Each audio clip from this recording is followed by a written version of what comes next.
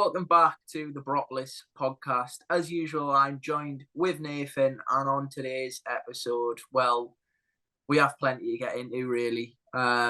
Interest in Morgan Rogers from the Premier League. Probably not on anyone's January transfer window bingo card, but it's happening, and the interest seems very concrete. We've got Rotherham to talk about, and then, of course, the small matter of the second leg of the Carabao Cup semi-final. Nathan, it's a bit grey outside. The weather's rainy and just that horrible sort of drizzly shit is the best way of putting it. I mean, how are you? Because it kind of reflects yesterday's performance in some ways. I know you've had your own game this morning with Ruds, so I'll ask you about that. But I mean, firstly, with the weather and yesterday's performance, how you keeping? Well, I'm not so bad, Chris. Obviously, was at the game yesterday. Only just sort of recovered this morning to a normal body temperature after being at the Riverside yesterday, and then decided to brave the elements once again this morning to go and play for the Ruds. And yeah, we warmed ourselves up with a 3-1 win, although it was absolutely Baltic. Uh, so yeah, was happy to get myself home back in the warm and just chill out before a busy week ahead. And I say busy week, back to uni tomorrow, and then the small matter of traveling 5 or 6 hours down the country on Tuesday night to go and watch us play in the semi-final at Stamford Bridge. So yeah, not so bad.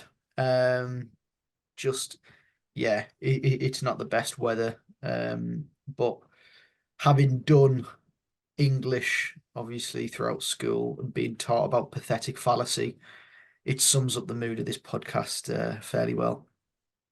Yeah, you can already tell it's going to be one of those. I mean, we've got the excitement of Chelsea, but we do have to talk about Rotherham, unfortunately. But before we go into Rotherham, of course, I mentioned it first of all. Interest in Morgan Rogers. I said about it being on no one's bingo card. It definitely wasn't on mine or yours. I think you actually rang me when the sort of first news of the initial bid come through in disbelief, to be honest.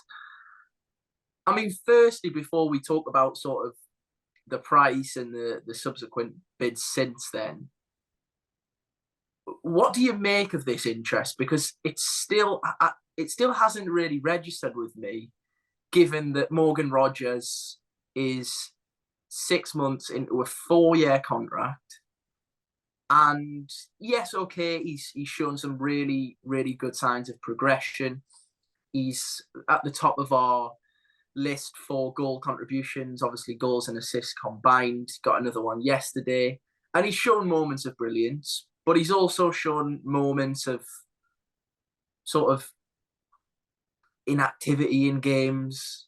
You can't drop in and out of matches, and listen, that can be a case for those types of players at the very top level. They'll drift in and out, and then they'll produce a moment of magic. But right about now, or at least probably a few weeks ago, you wouldn't have even said that Morgan Rogers was a guaranteed starter in this Middlesbrough team. And yet now, he is Unai Emery's top January target.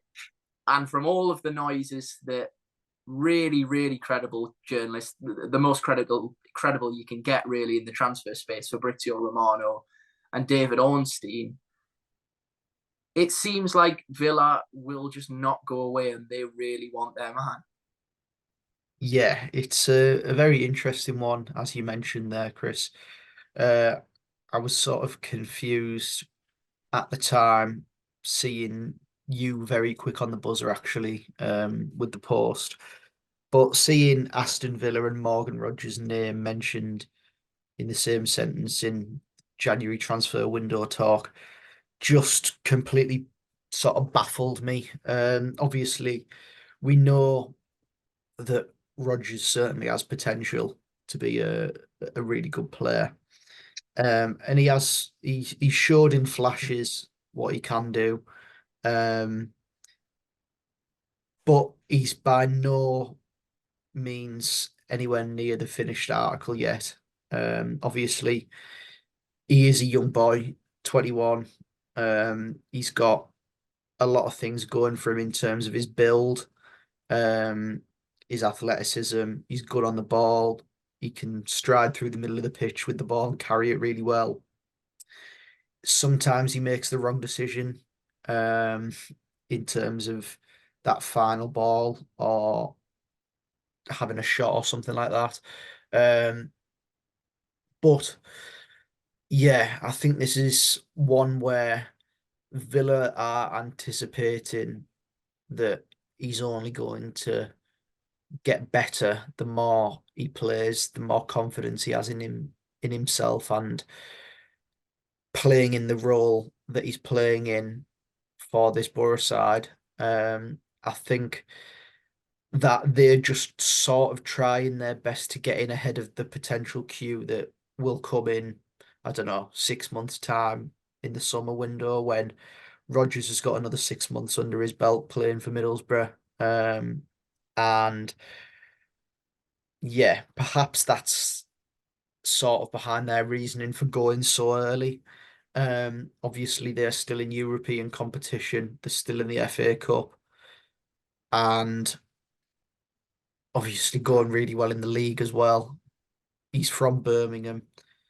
Um, they're probably going to finish in Europe next to play in Europe next season as well. And I don't know the exact sort of numbers that you need, but you need homegrown players for a European quarter.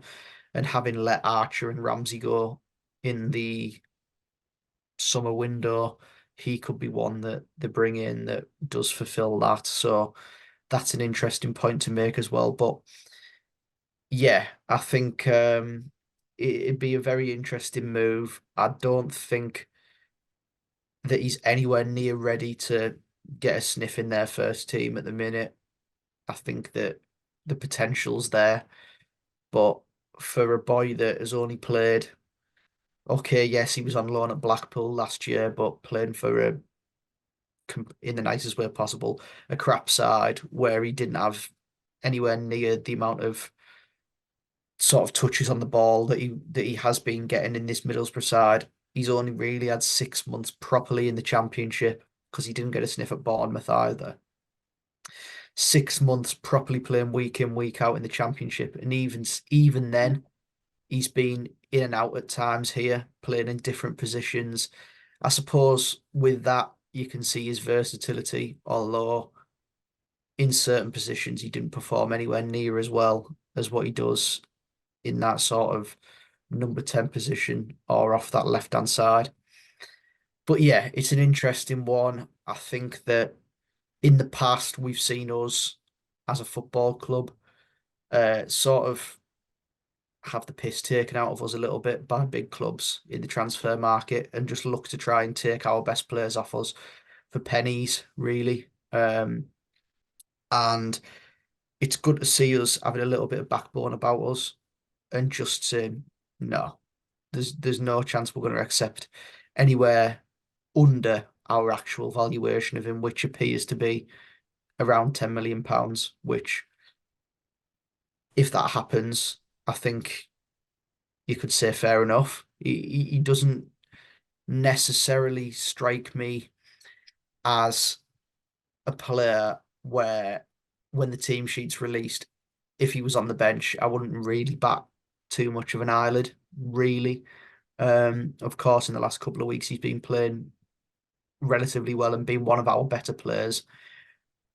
But from what I've seen in his Middlesbrough career so far, I think that he's nowhere near the finished article yet.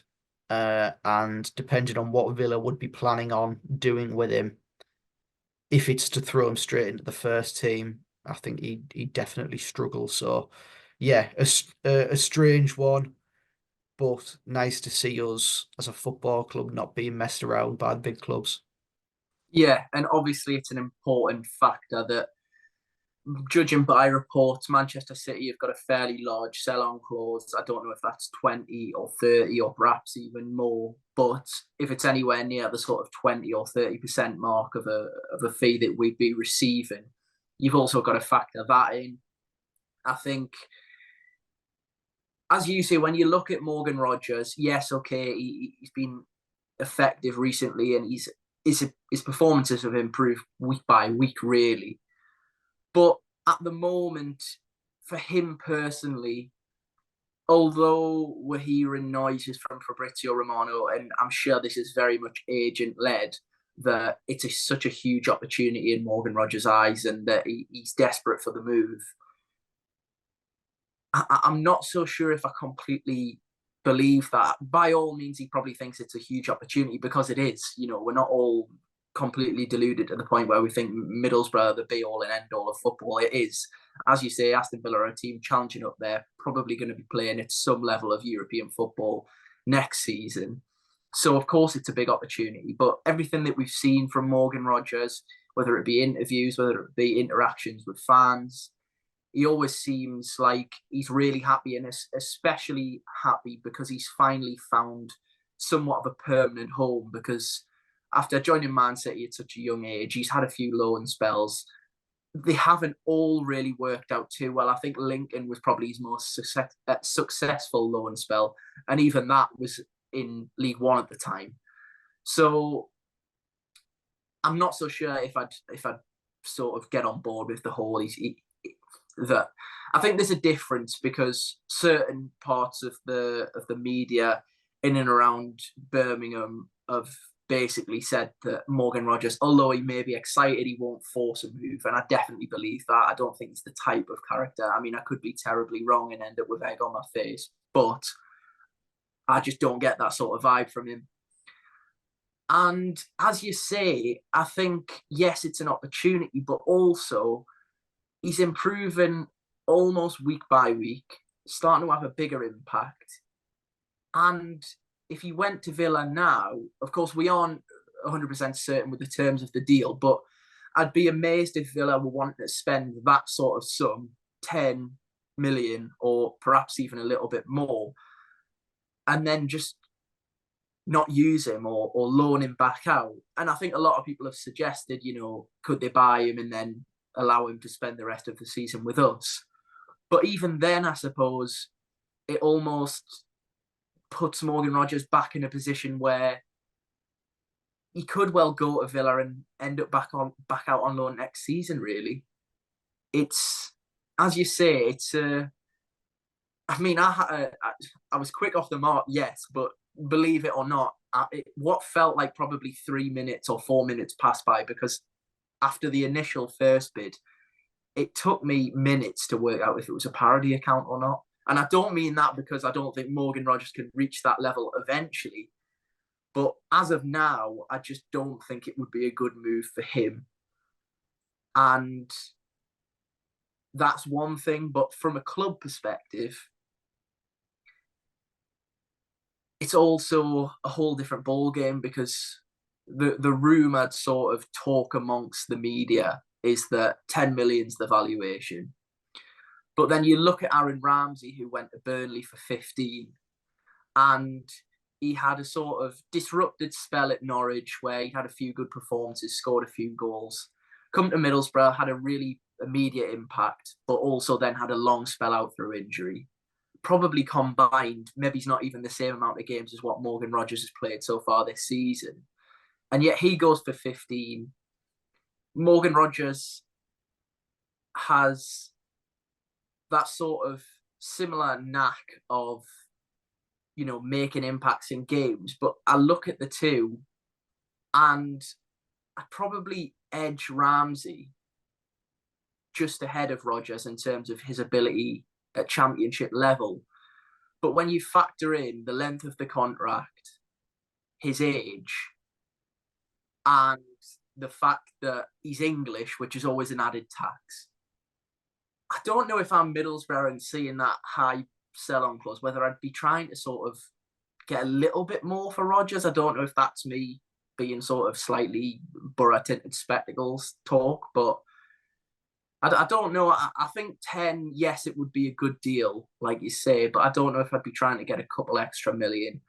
And yeah, at the moment, following Michael Carrick speaking to the press this morning, he said that there's currently no bid on the table from Aston Villa. Fabrizio Romano yesterday basically said that there was a significant offer from Aston Villa, and I think other reports had said that the initial offer was half of Middlesbrough's asking price. So if you say that was 5, potentially the more significant offer maybe towards 8, let's say, and this is just us sort of guessing.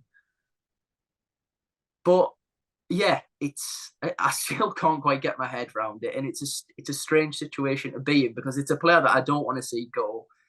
But knowing our need for a natural number 9, I don't know if you sell him and try and get him back on loan, or I suppose it creates the question, if he does go and Aston Villa aren't willing to loan him back, then does he need replaced as well? Yeah, I think it's an interesting one. This one, because obviously you have to sort of factor in the player himself as well. Obviously he sees it as a big opportunity.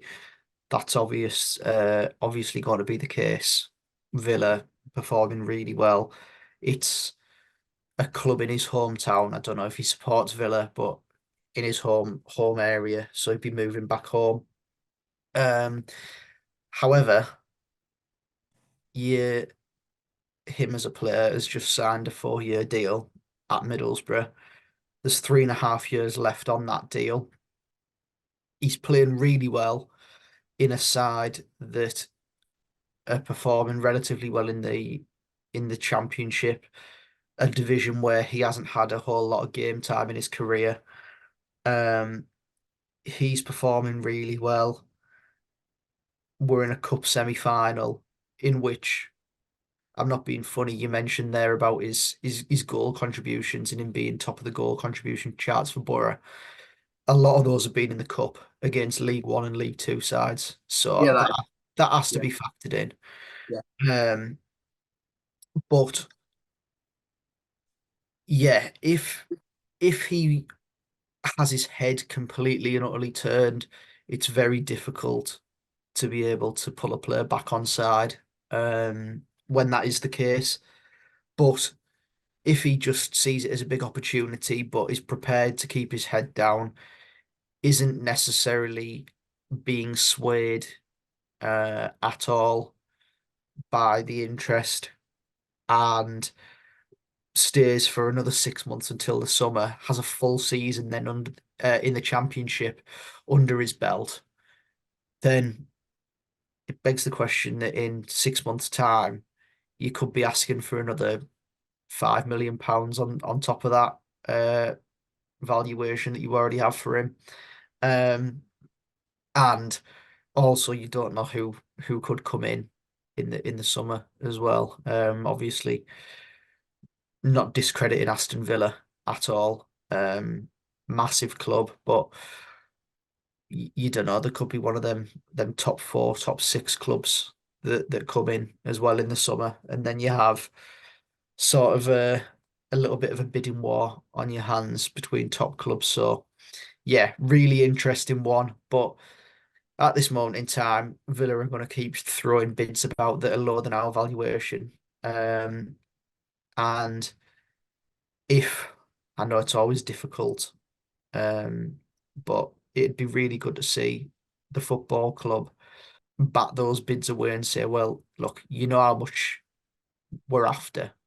So there's just no point in offering any lower than that. So yeah, it's a really interesting one. But as Carrick mentioned, Rodgers is still expected to be in the squad for Tuesday night. Of course, he was this sort of whole saga has been going on since the middle of last week, so we didn't know whether he'd play against Rotherham. He did. He started the game, played the full game, um, and was all right, I suppose, in the game. Didn't necessarily stand out as a world beater, um, but that's the same as his Middlesbrough career, and that's why we're both baffled. He hasn't stood out as a world beater for us for the last 6 months. He's looked all right at times.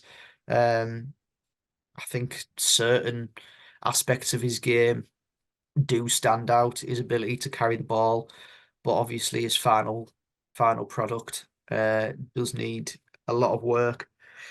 But yeah, a real interesting story that we'll be we'll be keeping a very keen eye on for the next 10 days of the window. Yeah, absolutely. And I suppose just on the fact that it's sort of rumbled on this week, just touching on it. I mean, we won't sort of dwell on it because it looks very much that it's all signed, sealed, and delivered that he's going to stay at Manchester United. Quite interesting sort of night or so, 24 hours, 48 hours, where it looked as though Middlesbrough had sort of from nowhere got to the front of the race for Amad Diallo on loan. He then decides basically that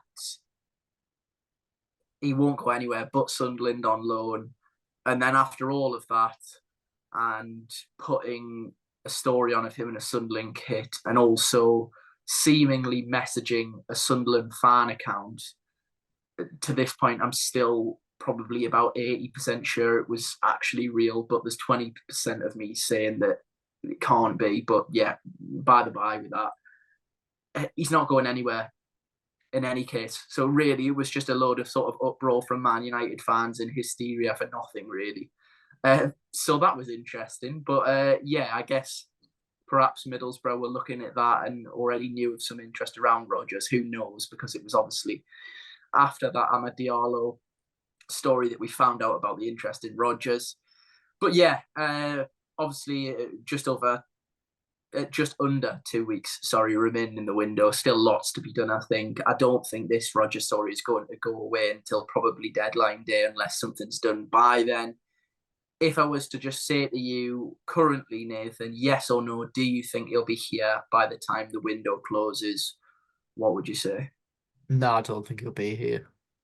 Yeah, I think if he's their priority signing for this window, if they've got anything about them as a football club, which in fairness, they are acting as a serious football club now, Aston Villa.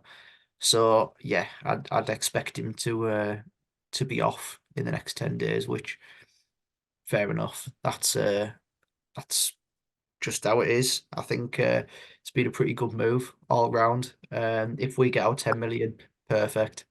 yeah. I just want to say quickly, I know they've took a battering over the years, but the recruitment team deserves praise for this. And it's early doors, but we signed Morgan Rodgers in the summer. And I don't mean this in any sort of like offensive way or sort of negative against Morgan Rodgers or what he's contributed, but almost off the scrap heap at Manchester City and given him this opportunity. And the credit's got to go to the scouts because, as you say, didn't really have too much of an inspired spell at Blackpool last season. And yet, Middlesbrough scouts, the recruitment department have seen something in his game, seen that little bit of room for development. And obviously we got at this stage now. And at the end of the day, that's the model of the club now. So yeah, they deserve a little round of applause for that. But yeah, I think that's enough on the Morgan Rodgers debacle, and we'll wait and see how that unfolds. But Nathan, yesterday, as you say, there was a game. It was drab, it was boring, it was freezing cold at the other side. I said it was a game that if you want to achieve anything in the championship, you must win.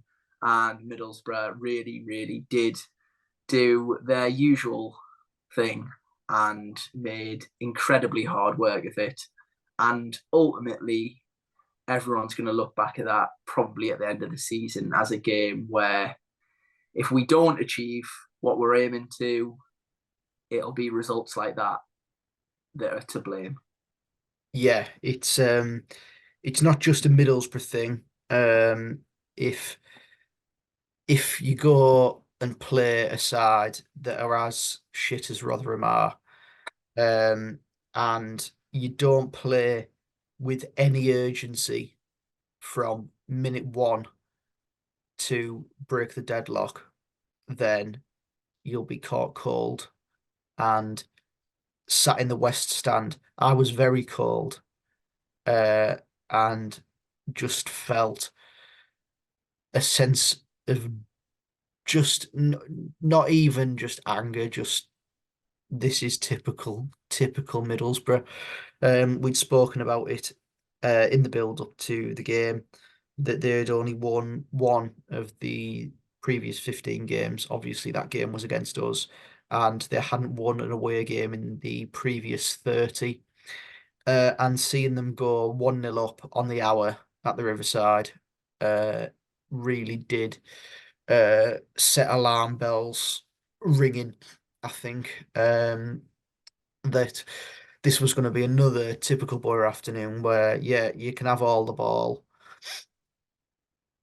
don't necessarily test Johansson too much in the Rotherham goal, and you get hit with a daft goal on the break. And yeah, it was one of them scrappy in the middle of the park. Ball goes to Hugill. Yes, he may have been slightly offside in the build-up, as Carrick said. I'm not so sure. But yeah, plays a well-weighted ball uh, down the side for Cafu. Good finish. Yeah. And then for the next 10, 15 minutes, it was sort of like looking at us as if we were shell-shocked. Oh shit, Rotherham have scored. I can't believe where's that come from? Type thing. And then before you know it, it's minute 75, 80, and it's almost as if the players thought, oh well, we better start playing with some urgency now. And as soon as they did, Rotherham were completely on the back foot, and you look like you could just kill them.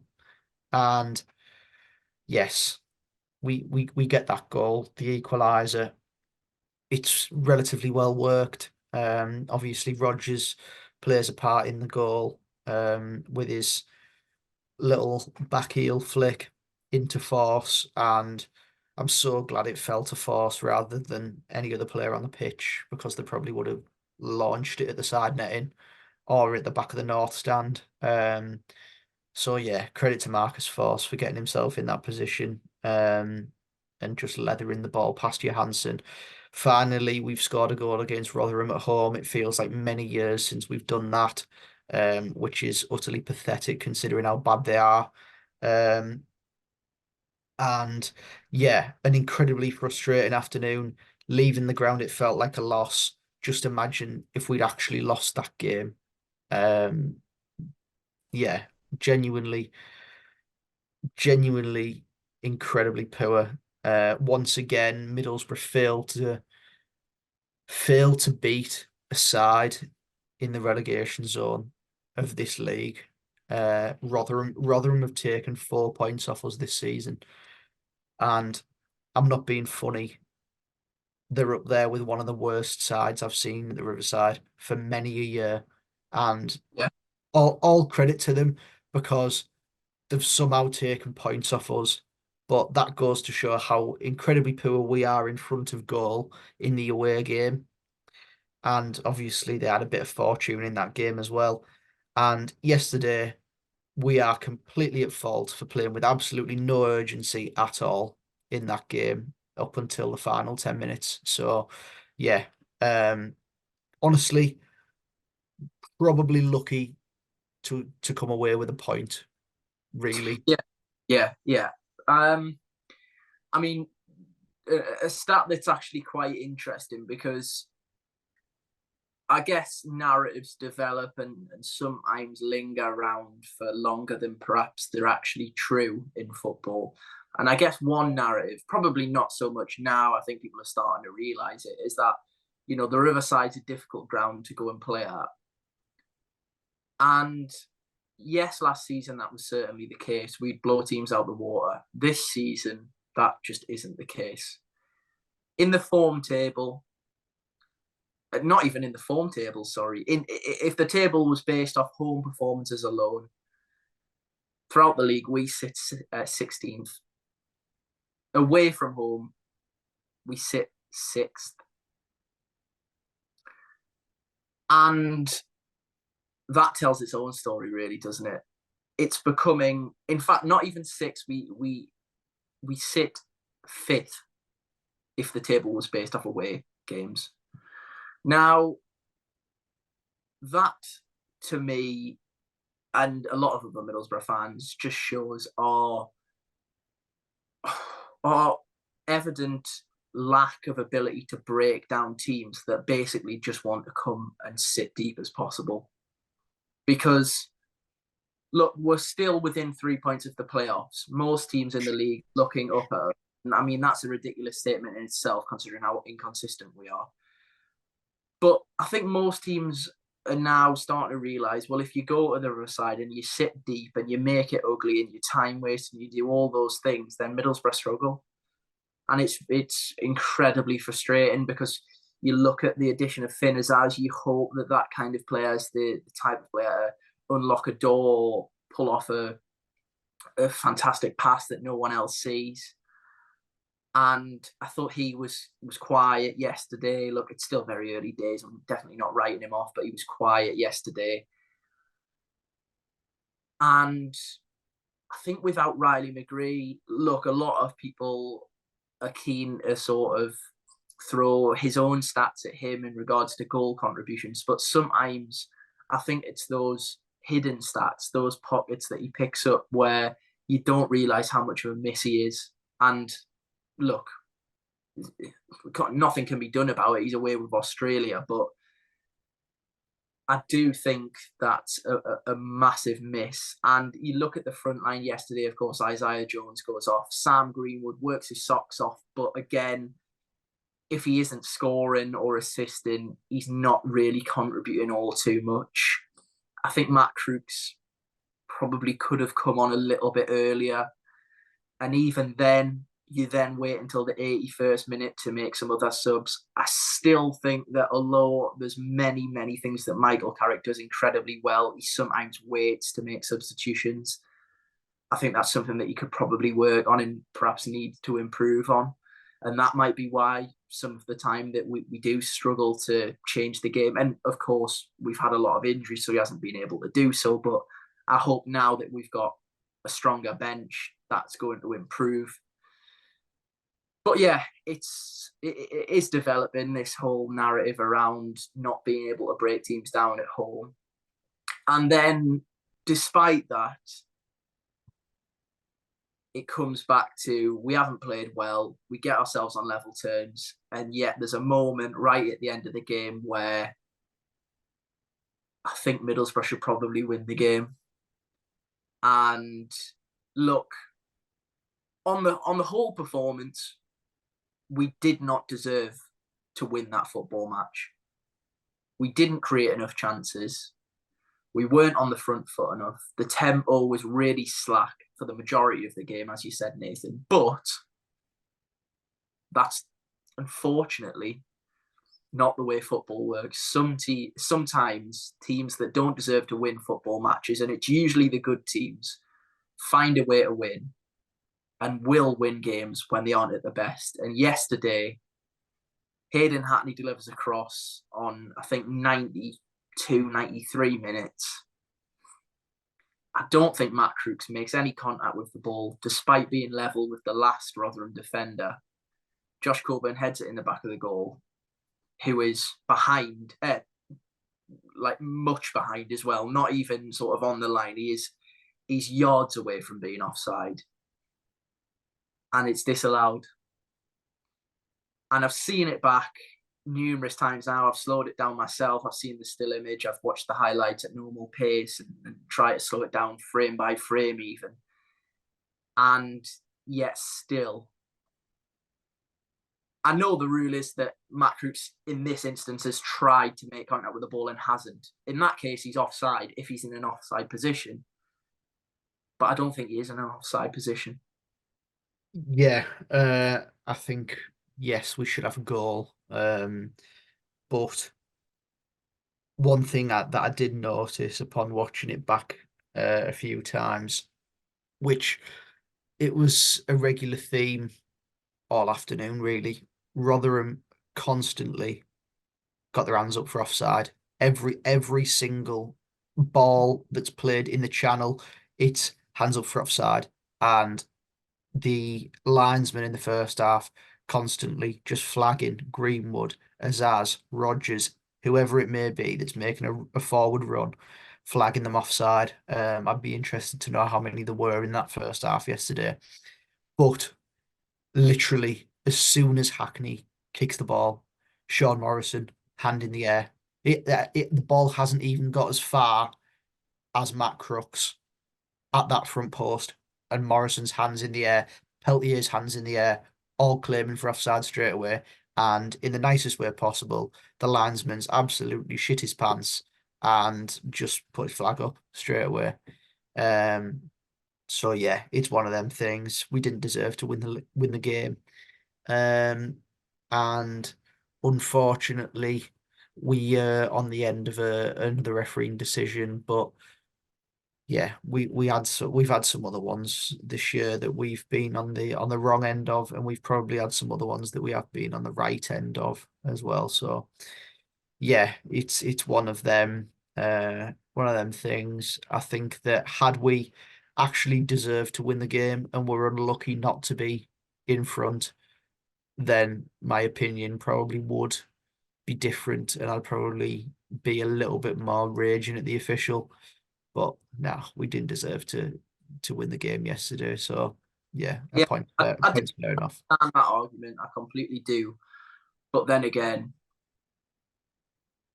as I say, football's a game where sometimes a team doesn't deserve to win, and you're relying on the officials to do their job, but clearly they aren't capable of that. But yeah, I mean, that's a whole podcast in itself. The standard is appalling. And when you've got fourth officials like Keith Stroud that probably looks at himself as more of a celebrity than he does match official, then that's probably where the problems begin, really. Yeah.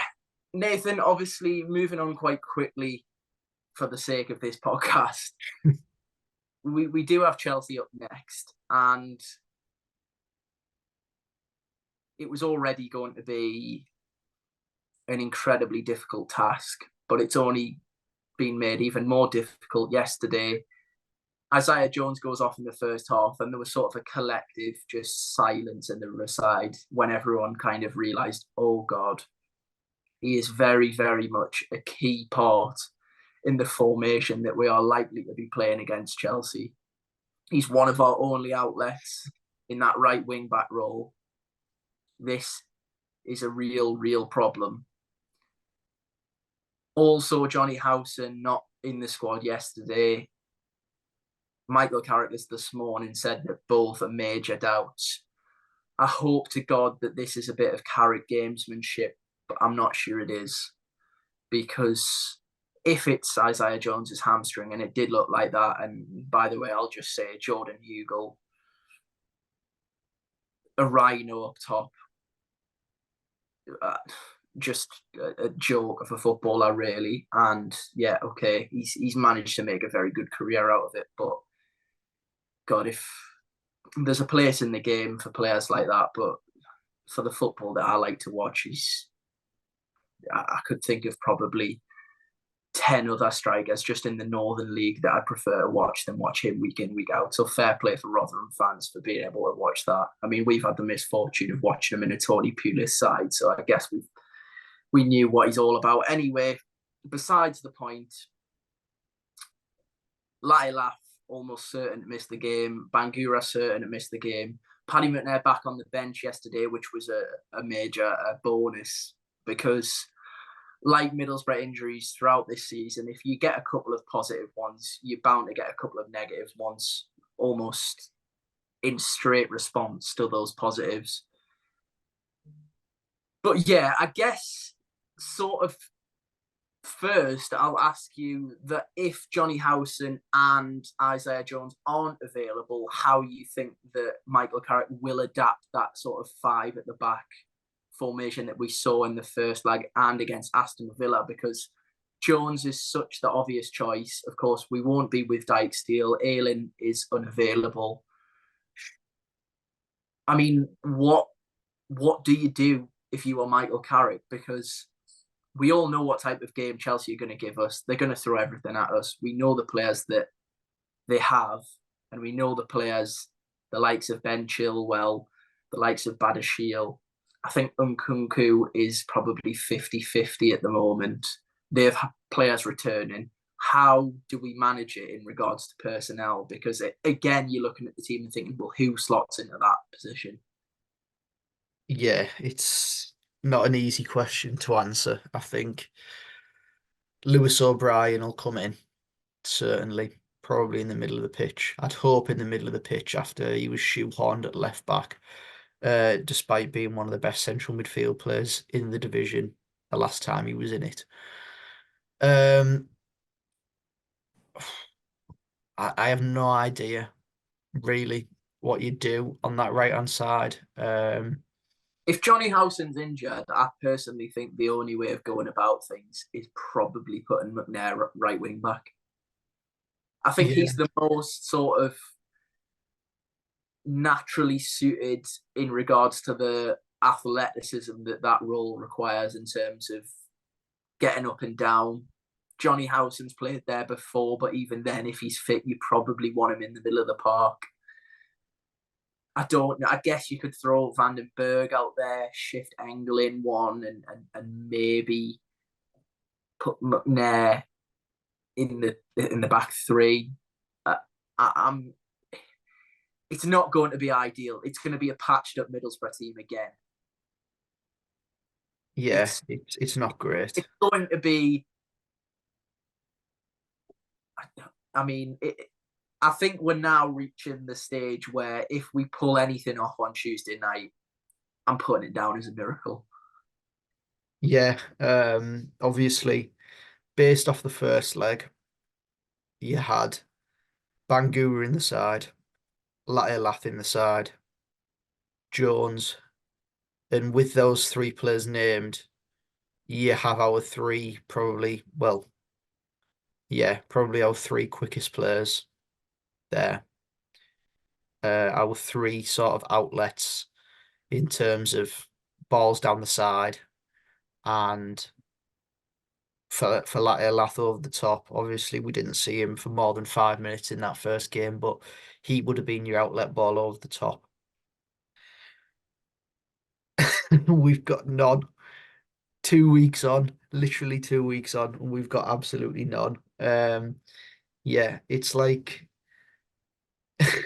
it's genuinely gonna be like an old YouTube video on FIFA where you play like fastest team versus slowest team, and we are the slowest team with loads of players in and out of position, and they're probably gonna have Mudryk, Madueke, even like Chilwell and Gusto at fullback, who are both like sprinters, I suppose.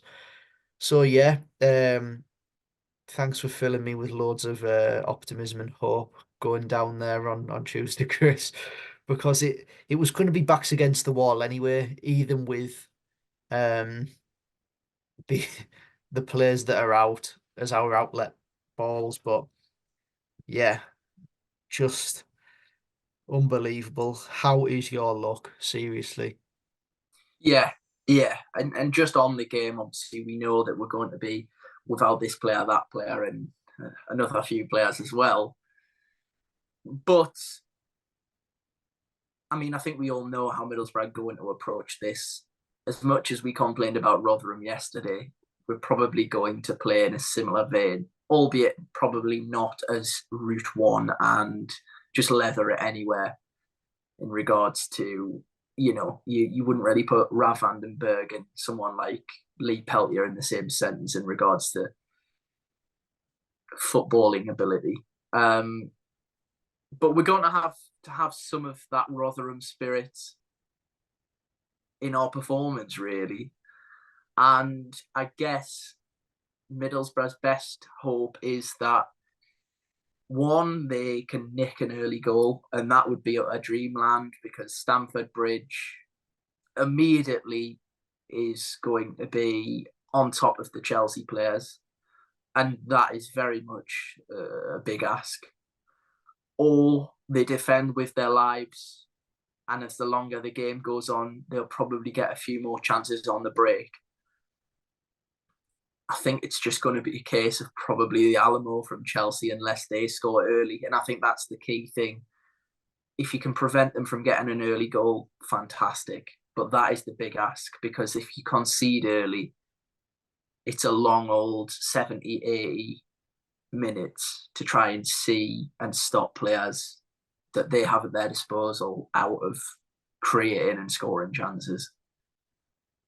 Yeah, it's one of those games where it's going to be exactly the same as the first leg. Really, you've just got to hope that these players that cost disgusting amounts of money can't hit a cow's ass with a banjo once again. Um, it's going to be a horrible, horrible, horrible 90 slash possibly 120 minutes of, I'm going to say football, but in the nicest way possible. I want us to channel our inner Rotherham, our inner Wickham in this game, and just be the most nasty, horrible, time-wasting, cheating bastards that we can possibly be. Don't care how many yellow cards we can possibly get. I want Woodgate to be stopping throw-ins, Leo to be, I don't even know, popping the Chelsea bus's tyres on the way into the ground, halting traffic in London. Yeah, I just want it to be the nastiest, horrible, just vile game of football ever to be played in. And